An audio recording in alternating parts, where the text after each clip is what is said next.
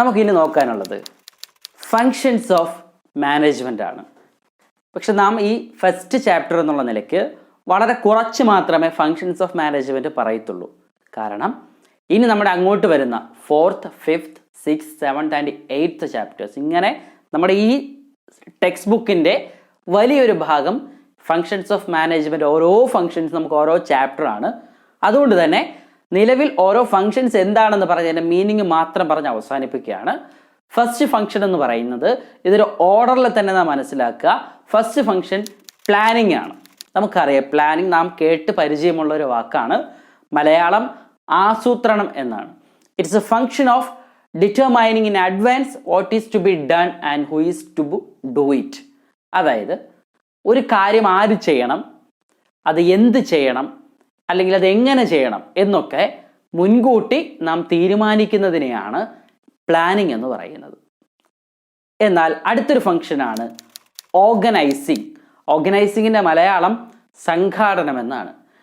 It's A management function of assigning duties, grouping the task, establishing authority and allocating resources. അതായത് ഒരു സ്ഥാപനത്തിൻ്റെ ആവശ്യമായിട്ടുള്ള ആളുകൾക്ക് അവർക്ക് അവരുടേതായ ഡ്യൂട്ടീസ്, അവരുടെ ഉത്തരവാദിത്തങ്ങൾ നൽകുക. അതുപോലെ തന്നെ സിമിലർ ആയിട്ടുള്ള ഒരേ തരത്തിലുള്ള ടാസ്ക് അല്ലെങ്കിൽ ജോബ്സിനെ ഒരു ഗ്രൂപ്പായിട്ട് ക്ലാസിഫൈ ചെയ്യുക. അതുപോലെ തന്നെ അതോറിറ്റി ആൻഡ് റെസ്പോൺസിബിലിറ്റി റിലേഷൻഷിപ്പ് കൊടുക്കുക. അതായത് ഓരോ വ്യക്തിക്കും അധികാരവും അതുപോലെ തന്നെ റെസ്പോൺസിബിലിറ്റീസും കൊടുക്കുക. കൂടാതെ നമ്മുടെ സ്ഥാപനത്തിലുള്ള റിസോഴ്സസിനെ അലോക്കേറ്റ് ചെയ്യുക, കൃത്യമായ രീതിയിൽ അതൊക്കെ വിതരണം നടത്തുക. ഇതൊക്കെയാണ് ഓർഗനൈസിങ്ങിൻ്റെ ഫങ്ഷൻ അല്ലെങ്കിൽ മീനിങ് ആയിട്ട് നമുക്ക് പറയാനായിട്ട് സാധിക്കുക. മറ്റൊന്നാണ് സ്റ്റാഫിംഗ്. ആദ്യം നാം പറഞ്ഞത് പ്ലാനിങ് ആണ്. പ്ലാനിങ് കഴിഞ്ഞാൽ അടുത്ത് ഓർഗനൈസിങ് ഉണ്ടാവുന്നു. അതിനുശേഷം വരുന്നതാണ് സ്റ്റാഫിംഗ്.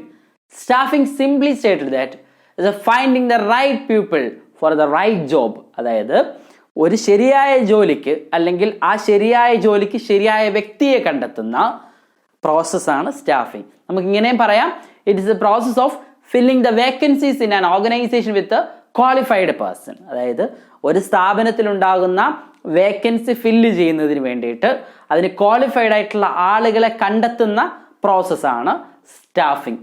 ഈ സ്റ്റാഫിംഗ് കഴിഞ്ഞിട്ട് നമുക്ക് വരുന്ന അടുത്തൊരു ഫംഗ്ഷനാണ് ഡയറക്റ്റിംഗ്.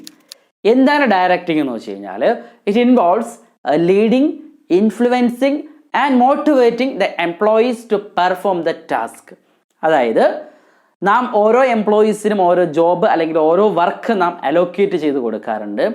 ഈ അലോക്കേറ്റ് ചെയ്ത് കൊടുത്തിട്ടുള്ള എംപ്ലോയീസ് ഈ കാര്യങ്ങൾ ചെയ്യുന്നുണ്ടോ എന്ന്, അല്ലെങ്കിൽ അവർക്ക് ആവശ്യമായിട്ടുള്ള നിർദ്ദേശങ്ങൾ ലീഡ് ചെയ്യുക, അതുപോലെ അവരിൽ ഇൻഫ്ലുവൻസ് ഉണ്ടാക്കുക എന്ന് വെച്ചാൽ അവരെ കൊണ്ട് പരമാവധി ജോലി എടുപ്പിക്കുക എന്നുള്ളതാണ്.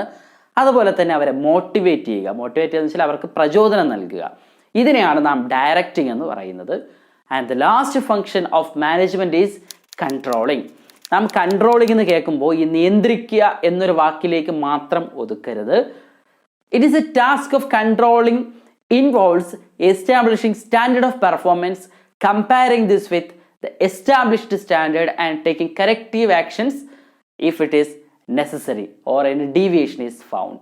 അതായത് ഒരു സ്ഥാപനത്തിന് ആവശ്യമായിട്ടുള്ളൊരു സ്റ്റാൻഡേർഡ് തീരുമാനിക്കുക. ആ സ്റ്റാൻഡേർഡ് നമ്മുടെ ആക്ച്വൽ പെർഫോമൻസുമായിട്ട് കമ്പയർ ചെയ്ത് നോക്കുക. അതായത് ഫോർ എക്സാമ്പിൾ ഒരു സ്ഥാപനം ഒന്നെടുത്ത് പരിശോധിക്കുക. അവർ 1000 യൂണിറ്റ് പ്രൊഡ്യൂസ് ചെയ്യാൻ തീരുമാനിക്കുന്നു. അതാണ് അവരുടെ സ്റ്റാൻഡേർഡ് പെർഫോമൻസ് എന്ന് പറയുന്നത്. എന്നാൽ അവരുടെ ആക്ച്വൽ പെർഫോമൻസ് എന്ന് പറയുന്നത് ഒരു 900 വന്നിട്ടുള്ളൂ.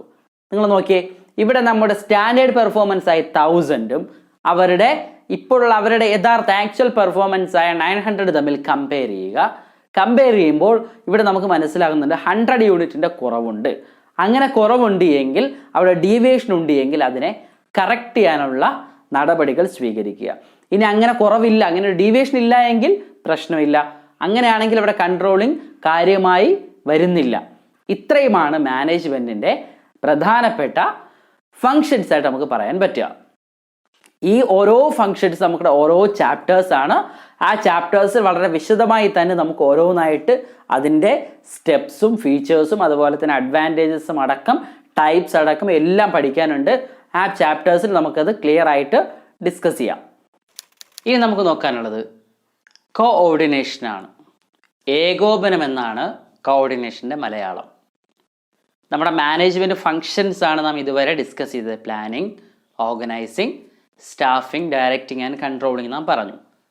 മാനേജ്മെൻറ്റ് ഫങ്ഷൻസിന് അല്ലെങ്കിൽ മാനേജ്മെൻറ്റിന് ഒരിക്കലും ഒഴിച്ചുകൂടാൻ പറ്റാത്ത ഒന്നാണ് കോഓർഡിനേഷൻ. അതുകൊണ്ട് തന്നെ coordination is also known as the essence of management. മാനേജ്മെൻറ്റിൻ്റെ എസെൻസ്, അതായത് നമുക്ക് ഒരിക്കലും ഒഴിവാക്കാൻ പറ്റാത്ത ഒരു ഘടകമാണ് കോഓർഡിനേഷൻ. ഹെൻറി ഫയോളിൻ്റെ അഭിപ്രായത്തിൽ, according to Henri Fayol, coordination means to coordinate or is to harmonize all the activities of an organization so as the facilities its working and its success, and it is a process of bringing together all the resources in an organization. അതായത് നമ്മുടെ സ്ഥാപനത്തിൽ കുറേ activities ഉണ്ടാവും, കുറേ പ്രവർത്തനങ്ങൾ ഉണ്ടാവും, അതുപോലെ തന്നെ കുറേ റിസോഴ്സസ് ഉണ്ടാവും. ഈ ആക്ടിവിറ്റീസിനെയും റിസോഴ്സസിനെയും നാം ഒരുമിച്ച് ചേർത്തുകൊണ്ട് നമ്മുടെ വർക്കിംഗ് സക്സസ് ആക്കുന്നതിന്, അതായത് നമ്മുടെ റിസോഴ്സസ് ആയ മെന്നും മെറ്റീരിയലും മെഷീനറിയും ഒക്കെ ഉണ്ടാവും. ഈ റിസോഴ്സസിനെയും ഈ ആക്ടിവിറ്റീസിനെയും ഒക്കെ ഒരുമിച്ച് ചേർത്തുകൊണ്ട് ഒരു സ്ഥാപനത്തിൻ്റെ ലക്ഷ്യം നേടിയെടുക്കുന്നതിന് വേണ്ടിയിട്ടുള്ള പ്രവർത്തനമാണ് കോഓർഡിനേഷൻ അല്ലെങ്കിൽ ഏകോപനം. നമുക്ക് ആ വാക്കിൽ തന്നെ ഏകോപിപ്പിക്കുക എന്ന് വെച്ചാൽ ഒരുമിച്ച് ചേർക്കുക എന്നുള്ള മീനിങ് ആണ്. ഇതാണ് കോഓർഡിനേഷൻ. ഇനി നമുക്ക് നോക്കാനുള്ളത് what are the characteristics of coordination. കോഓർഡിനേഷൻ്റെ ക്യാരക്ടറിസ്റ്റിക്സ് എന്തൊക്കെയാണ്? The very first one, coordination integrates group effort. നമുക്കറിയാമല്ലോ, നമുക്ക് ആ മീനിങ്ങിൽ തന്നെയുണ്ട്. നമ്മുടെ ഗ്രൂപ്പ് എഫേർട്ടിന്, അതായത് കുറേ ആളുകൾ ചേർന്നിട്ടുള്ള പ്രവർത്തനമാണല്ലോ ഒരു സ്ഥാപനം എന്ന് പറയുന്നത്, അല്ലെങ്കിൽ മാനേജ്മെൻറ്റ് എന്നത്. സ്വാഭാവികമായിട്ടും ഈ മാനേജ്മെൻറ്റിൻ്റെ ഗ്രൂപ്പ് എഫേർട്ടിനെ, അവരുടെ കൂട്ടായ പ്രവർത്തനത്തെ ഇൻ്റഗ്രേറ്റ് ചെയ്യുക. ഇൻ്റഗ്രേറ്റ് വെച്ചാൽ കോർഡിനേറ്റ് ചെയ്യുക എന്ന് തന്നെയാണ് അതിൻ്റെ അർത്ഥം. അതിന് ഇൻ്റഗ്രേറ്റ് ചെയ്യുന്നത് കോർഡിനേഷനാണ്. Second one, coordination ensures unity of action. അതായത് നമുക്ക് എല്ലാ പ്രവർത്തനങ്ങളുടെയും യൂണിറ്റി, നമുക്ക് എല്ലാ പ്രവർത്തനങ്ങളെ ഒരുമിച്ച് ചേർക്കുന്നതിന് കോർഡിനേഷൻ ഹെൽപ്പ് ചെയ്യുന്നു. Third one, coordination is a continuous process. നമുക്കറിയാം, കോർഡിനേഷൻ ഒരിക്കലും അവസാനിക്കുന്ന ഒന്നല്ല.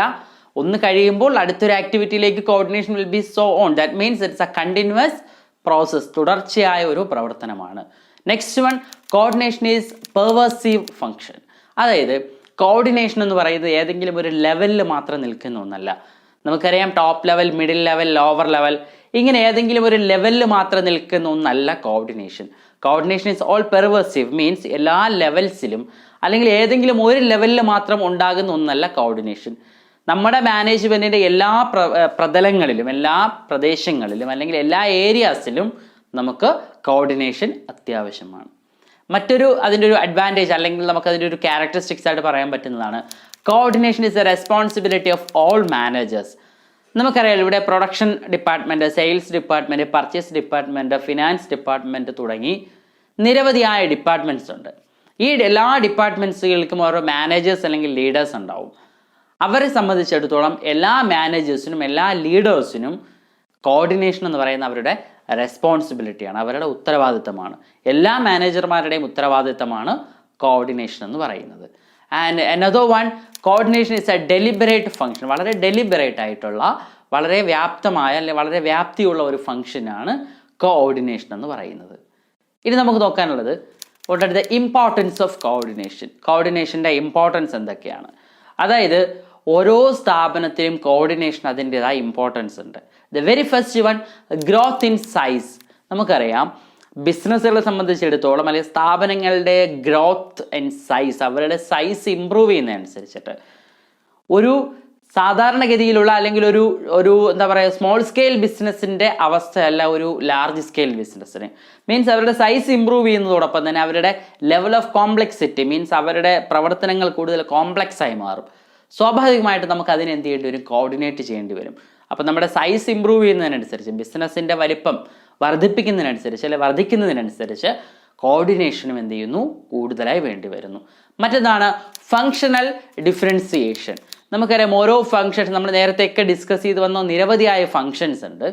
ഈ ഫങ്ഷൻസ് ഇങ്ങനെ ഓരോരോ ഫങ്ഷൻസ് വരുമ്പോൾ ആ ഫങ്ഷൻസിനെ മുഴുവൻ ബിസിനസ്സിനെ കോർഡിനേറ്റ് ചെയ്യേണ്ടി വരുന്നു. കാരണം ഈ ഫങ്ഷൻസ് എല്ലാം ഒരുമിച്ച് ചേർന്നാൽ മാത്രമേ നമ്മുടെ മാനേജ്മെൻറ്റ് അല്ലെങ്കിൽ ബിസിനസ്സിന് കുറച്ചുകൂടി സക്സസ്ഫുൾ ആവാനായിട്ട് പറ്റൂ.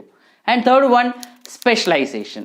നമുക്കറിയാം, ഇന്ന് സ്പെഷ്യലൈസേഷൻ എന്ന് പറയുന്ന ഒരു ഇമ്പോർട്ടൻറ്റ് ഫാക്ടറാണ്. അതായത് ഓരോ മേഖലയ്ക്കും സ്പെഷ്യലൈസേഷൻ ഉണ്ട്.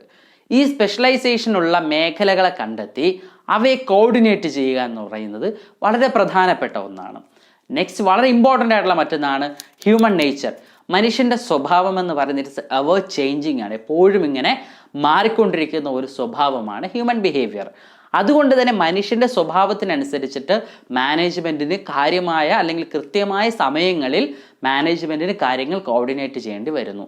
And last one is interdependence of activities. നമുക്കറിയാമല്ലോ, പ്ലാനിങ് ആവട്ടെ, ഓർഗനൈസിങ് ആവട്ടെ, സ്റ്റാഫിംഗ് ആകട്ടെ, ഡയറക്റ്റിംഗ് ആകട്ടെ, ഓർ കൺട്രോളിങ് ആകട്ടെ, ഇനി അല്ലെങ്കിൽ നമുക്കറിയാം ഡിഫറെൻ്റ് ആയിട്ടുള്ള department, sales department, production department, finance department, ഈ ഡിപ്പാർട്ട്മെൻറ്റുകളും അതുപോലെ നാം ആദ്യം പറഞ്ഞ മാനേജ്മെൻറ്റ് ഫങ്ഷൻസ് അല്ലെങ്കിൽ മാനേജ്മെൻറ്റ് ആക്ടിവിറ്റീസ് എല്ലാം തന്നെ ഇൻ്റർഡിപ്പെൻഡൻ്റ് ആണ്. മീൻസ് എല്ലാം പരസ്പരം സഹകരിച്ച് അല്ലെങ്കിൽ പരസ്പരം ഡിപ്പെൻഡായി പോകുന്നു. ഒന്ന് മറ്റൊന്നിനെ ആശ്രയിച്ചിട്ടാണ് മുന്നോട്ട് പോകുന്നത്. അതുകൊണ്ട് തന്നെ ഈ ആശ്രയം, ഈ ഡിപ്പെൻഡൻസ് ഉള്ളത് കൊണ്ട് തന്നെ പരസ്പരം ഇത്തരം ഒരു ഇൻ്റർഡിപ്പെൻഡൻസ് ഉള്ളത് കൊണ്ട് ഇതിനെ മുഴുവൻ നമുക്ക് കോർഡിനേറ്റ് ചെയ്യേണ്ടി വരുന്നു. അപ്പോൾ ഇത്രയുമാണ് കോർഡിനേഷൻ്റെ ഇമ്പോർട്ടൻസ്.